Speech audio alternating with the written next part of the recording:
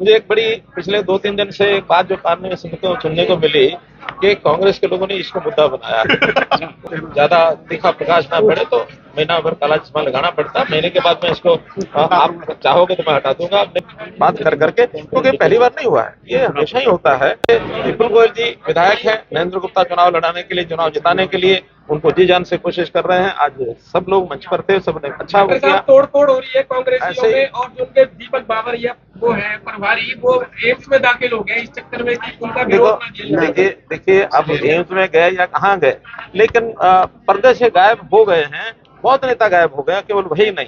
और जैसे उनकी बंदरबाट हो रही है, अभी तक जो उनकी लिस्टें हैं वो एक सिंपल फार्मूले के आधार पर सिटिंग गेटिंग। अब सिटिंग गेटिंग कोई बड़ा विषय नहीं होता। बहुत से सामान्यतः वो लोग टिकट पा जाते हैं, लोगों को बहुत ज्यादा परेशानी हो और लोगों को नहीं होती। लेकिन अब जो टिकटें बट रही हैं उनका हाल जो है वो जो से पहले रहता था, लड़ाई और जो उनकी चलती थी और जूतों में जो दाल बटती थी वो अभी भी बटेगी। और इसका जो उनका दुष्परिणाम जो है उनके ऊपर होगा, उसका लाभ हमको होगा। और निश्चित रूप से जेल में बंद आदमी को टिकट दी जा रही है। जेल में बंद है अपराधी किस्म के कितने लोग हैं जिनके ऊपर ईडी की तलवार लटकी हुई है, जिनको हाइट यानी इनकम टैक्स के जिनके नोटिस गए हुए हैं। ऐसे अपराधियों को मान्यता देने का काम नहीं कर सकते हैं। और इस नाते से जनता इस बात को समझ चुकी है कि कोई किसी प्रकार का 23 सीटें पेंडिंग है, कब पर्दा उठेगा जी? देखिए ये पार्लियामेंट्री बोर्ड का काम होता है। हमने अपनी ओर से, प्रदेश की ओर से जो रिकमेंडेशन करनी थी, जो परामर्श हमारे से होना था, वो हो चुका है।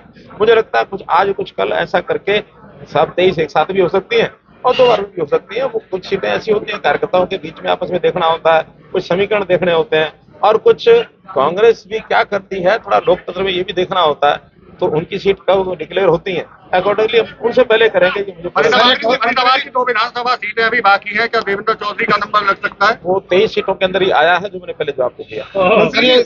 गोरे चेहरे पे जो काला काला चश्मा है, इसके पीछे राज क्या है? मित्रों मैं मुझे एक बड़ी पिछले 2-3 दिन से एक बात जो कान में सुनने को मिली कि कांग्रेस के लोगों ने इसको मुद्दा बनाया।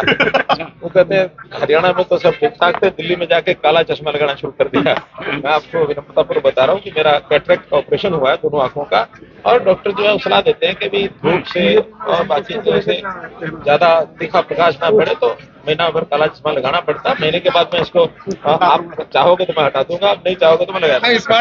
मंत्री जी बीजेपी में असंतुष्ट जो कार्यकर्ता है उनके लिए क्या संदेश? दूसरा सवाल मेरा टिकट नहीं मिली, असंतुष्ट है, उनके लिए क्या मैसेज है? और दूसरा सवाल मेरा ये है कि हर बार भाजपा एक नारा देती है, तो पिछली बार 75 पार का दिया था, इस बार क्या कहते हैं? 85 बताया है।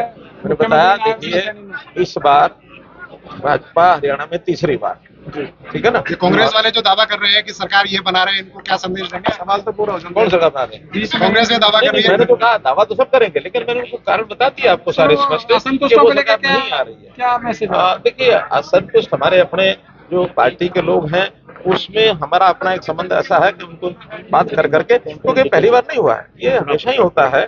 और उसमें कोई आदमी अपने पार्टी के निर्णय का एकदम अच्छी मन से स्वीकार कर लेता है, इसके मन में होता है कि नहीं ये तो मैं दावेदार था, मुझे मिलनी चाहिए थी, दूसरा कहता मुझे मिलनी चाहिए थी, तो ये स्वाभाविक होता है। लेकिन हमारा नेटवर्क इतना ज्यादा है, हमारे संबंध पारिवारिक संबंध है, हम एक एक करके सबको मना रहे हैं और सब मानेंगे। भारतीय जनता पार्टी में इस प्रकार की कभी वो नहीं होती। चुनाव प्रचार की रणनीति क्या रहेगी? कौन कौन दिग्गज हरियाणा की धरती पर आ रहे हैं? देखिए आज संभवतः हमारे 40 जो स्टार प्रचारक हैं उनकी सूची घोषित हो जाएगी, लेकिन निश्चित रूप से प्रधानमंत्री जी हैं, राष्ट्रीय अध्यक्ष हैं, हमारे गृह मंत्री जी हैं, हमारे डिफेंस मिनिस्टर हैं, और आसपास के प्रदेशों के मुख्यमंत्री हैं, हमारे अपने मुख्यमंत्री हैं, हमारे पार्टी के प्रदेश अध्यक्ष हैं, हमारे सांसद हैं, हमारे यहाँ के जो हरियाणा के जो हमारे केंद्रीय मंत्री हैं, जिसमें कृष्णपाल जी हैं, मेरा नाम भी है उसमें, हम सब लोग, अपने राव इंद्रजीत जी भी हैं, ऐसे सब लोग। और चुनाव में जहां जहां जिसकी आवश्यकता होगी, हमारा पार्टी कार्यालय रोहतक में चुनाव कार्यालय। सर एक सवाल बहुत घूम रहा है, और वो सवाल ये है कि तमाम जो